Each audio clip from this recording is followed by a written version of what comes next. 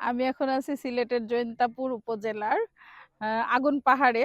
আপনাদেরকে দেখাবো আসলে কিভাবে আগুন আর কি জ্বালানো হয়।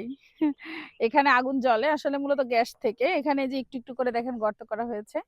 এখানে গ্যাসের গন্ধ পাচ্ছি, তীব্র গন্ধ আছে এখানে। আমি এখন আগুন জ্বালাবো, দেখেন কিভাবে আগুন জ্বলছে।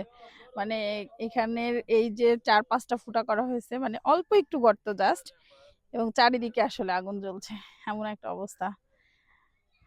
মানে হ্যাঁ, এবং বলা যায় যে একরকম দাও দাও করে আগুন জ্বলছে। আসলে এগুলানের নির্দিষ্ট ভাবে আসলে কোনোভাবে কাজে লাগানো যায় কিনা এই প্রাকৃতিক সম্পদগুলা এই জ্বালানি সংকট দূর করার জন্য, সেটা আমাদের ভেবে দেখার সময় হয়েছে, বা আমরা ভেবে দেখতে পারি।